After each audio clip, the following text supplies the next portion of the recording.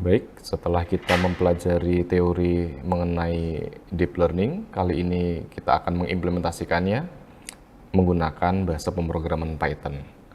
Nah, sebelum kita mengimplementasikan, mungkin ada baiknya kita mengingat dulu ya apa yang udah kita pelajari. Jadi, ketika kita akan membuat sebuah model machine learning, di sini ada 4 tahapan, yaitu ada data preparation, feature engineering, data modeling, dan performance measure. Nah, untuk data preparation sendiri, ini merupakan langkah awal ya dalam machine learning, di mana kita mengumpulkan data mentah, kemudian kita melakukan pembersihan ya, kita cleaning, kemudian kita siapkan untuk digunakan di dalam model. Proses ini melibatkan penanganan missing value, kemudian mengatasi data yang duplikat, kita lakukan normalisasi atau standarisasi, serta pembagian dataset menjadi data training, data dev, dan data test. Kemudian yang kedua ada feature engineering. Di sini melibatkan pembuatan, pemilihan, dan transformasi fitur-fitur yang ada dalam dataset untuk meningkatkan kinerja model. Kemudian data modeling. Di sini kita mulai membangun model ya, melatih menggunakan dataset yang kita siapkan dan kita optimalkan. Untuk proses data modeling ini melibatkan pemilihan algoritma yang sesuai, pelatihan model dengan data yang telah disiapkan, dan penyesuaian hiperparameter untuk mencapai performa yang optimal. Kemudian yang keempat adalah pengukuran performa ya. Setelah kita selesai melatih model, ya performanya ini perlu dievaluasi menggunakan metrik-metrik tertentu yang relevan dengan tugas yang dihadapi seperti akurasi, precision recall, F1 score, atau ada juga MSE. Ini ya untuk evaluasi modelnya, ada macam-macam, ada precision score, area under curve, recall, confusion matrix, F1 score, dan untuk fungsi loss untuk kerugiannya. Oke. Ya. Berikutnya, kali ini kita akan langsung implementasi menggunakan Google Colab ya.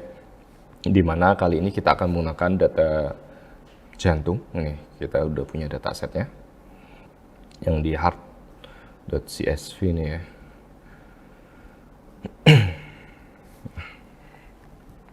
Kemudian di sini kita akan mempelajari atau bagaimana mengimplementasikan, menampilkan ya evaluation matrix ketika kita menggunakan machine learning atau AI untuk klasifikasi. Nah, di sini ada beberapa macam yang akan kita gunakan.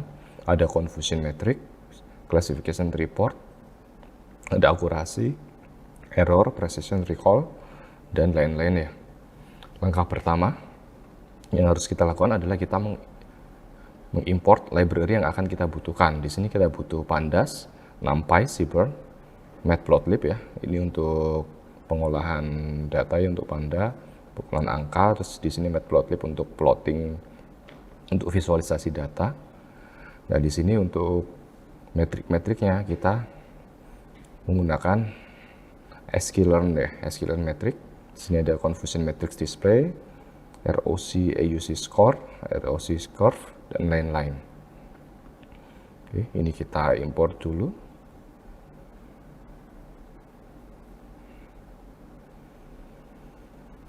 Nah, kemudian kita set di sini ya untuk option ya, untuk datanya, untuk max kolomnya tidak kita batasi, max row-nya juga tidak kita batasi ya. Kemudian untuk precision-nya kita ambil 3 digit.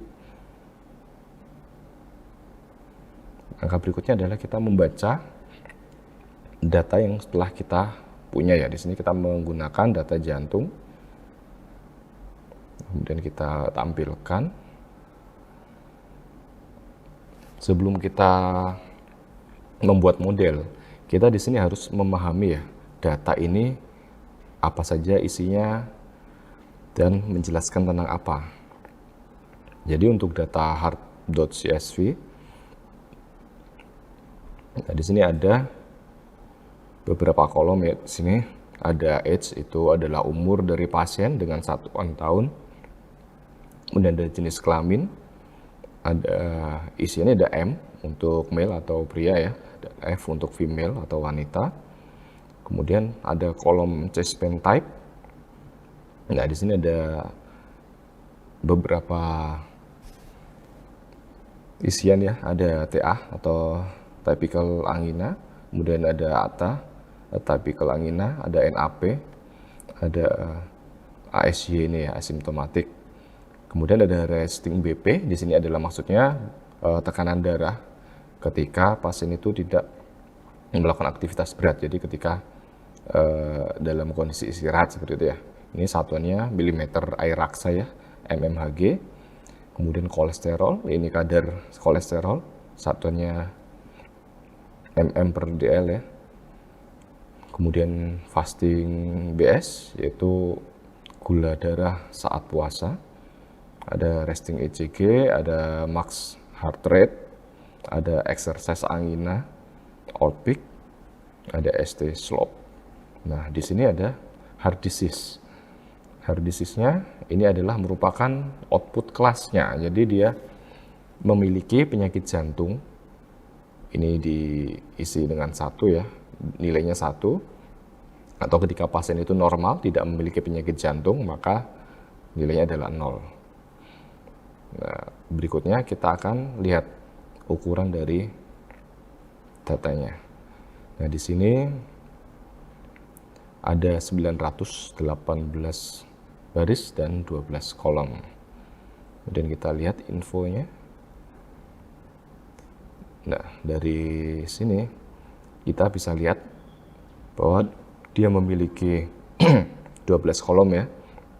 Untuk age, umur ya, tipe datanya, integer, sex ini objek ya, karena dia M atau F tadi kan, chest band type juga objek, dan lain-lain ya.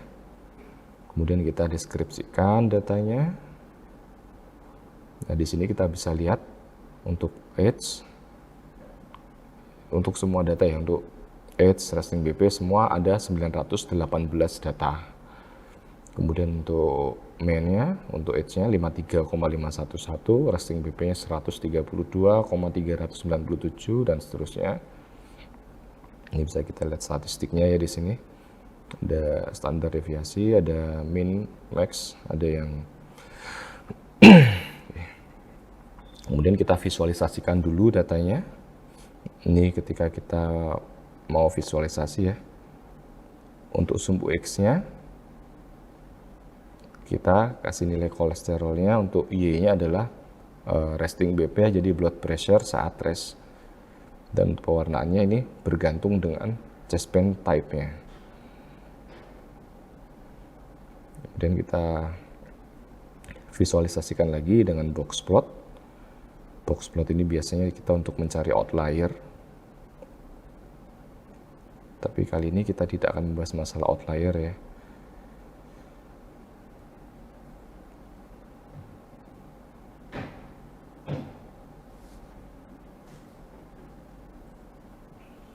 Nah, berikutnya kita akan melakukan pengecekan apakah di dataset yang kita miliki itu ada kolom yang nol ya, yang tidak ada nilainya. Nah, ini setelah dicek ternyata tidak ada kolom yang berisi nol ya. Dan kita lihat yang missing number-nya. Tidak ada. Nah, kemudian ini ya.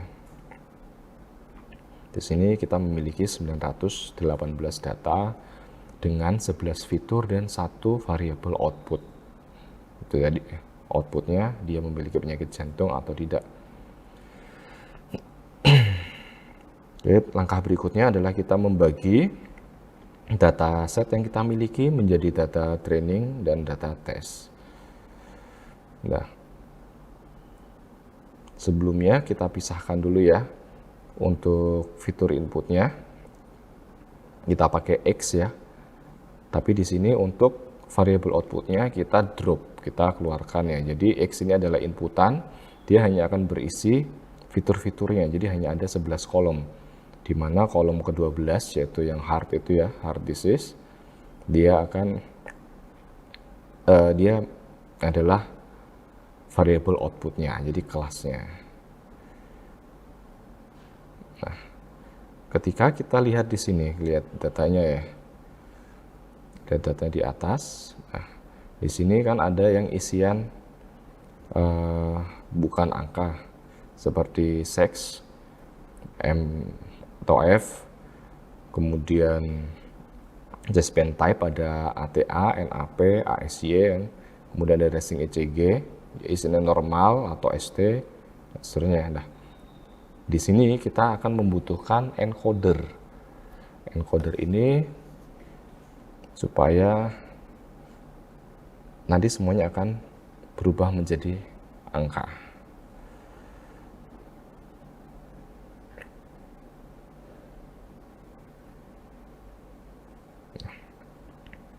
Nah, di sini kita sudah encoding sex berisi 1 atau 2, kemudian resting ECG dia 1 atau 2 ya, eksersis angina juga 1 atau 2. Jadi yang sebelumnya bukan angka ya, yang data type-nya berupa objek, ini berubah menjadi angka. Kemudian di sini kita split ya data set kita menjadi data training dan data test dengan fungsi ini, from sklearn.model selection import train test split. Nah, di sini untuk tesnya kita menggunakan 20% dari dataset yang kita miliki. Jadi 80% untuk training, 20% untuk testing. Nah, kemudian kita lihat lagi ya, untuk data ini ada yang puluhan, ada yang satuan, ada yang ratusan juga. Ada yang float juga, ada yang desimal seperti ini ya. Nah, di sini kita memerlukan standarisasi ya, dengan menggunakan min-max scaler. Oke, kita lakukan scaling. Selesai ya. Kemudian kita membuat model. Nah, kali ini kita akan menggunakan random forest classifier.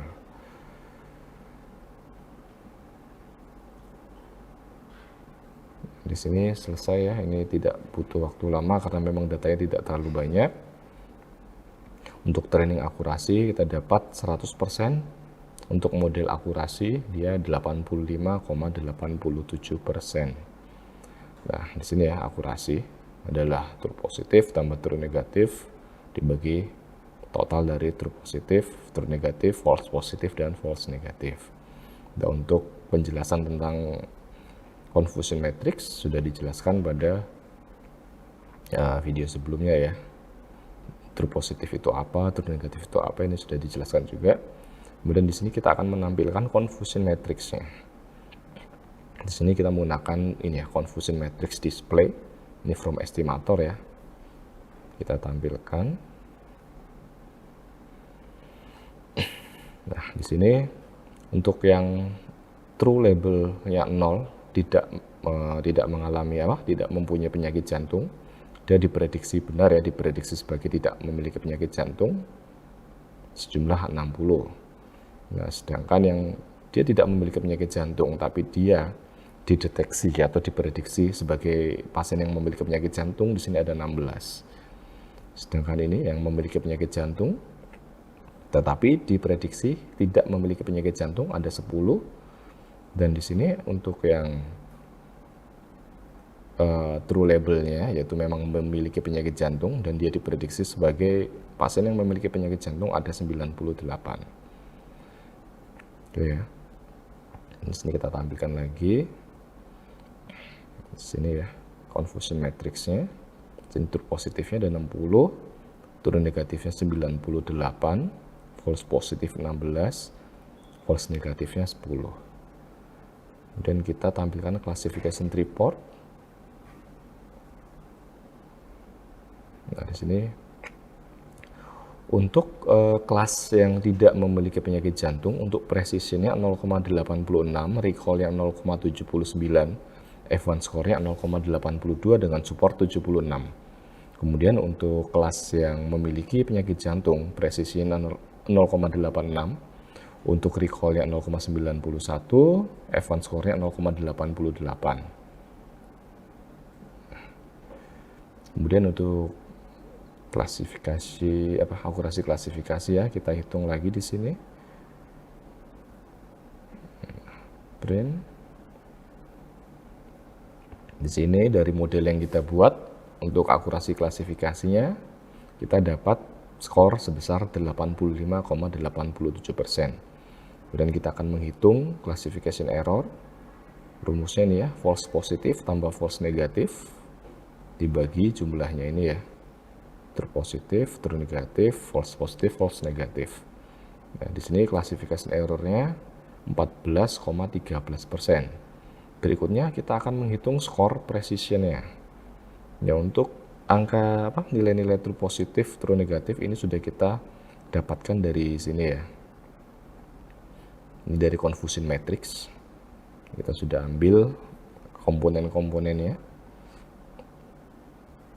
Oke, precision kita hitung. Nah, di sini kita dapat precisionnya 78,90%. Kemudian kita hitung recall-nya.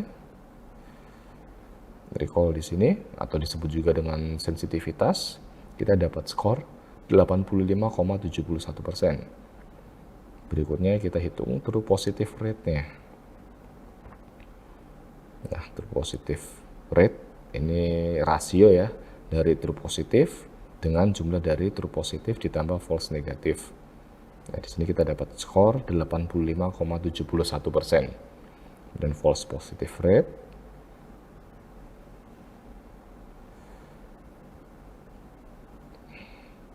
ini 14,04%. Kemudian specificity kita dapat skor 85,96%. Kemudian sensitivitas ya sama seperti recall ya. Oke, 85,71%. Kemudian F1 score-nya di sini kita hitung. Di sini kita dapat 88%. Dan kita hitung ya untuk kita plot ROC curve-nya atau receiver operating characteristic. Nah, di sini kita bisa lihat ya.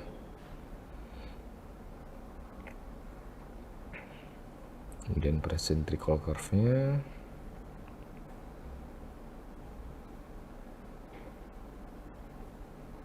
Oke, untuk practical metodologi mungkin sampai di sini ya. Berikutnya kita akan belajar atau implementasi tentang deep feed forward ya menggunakan Python.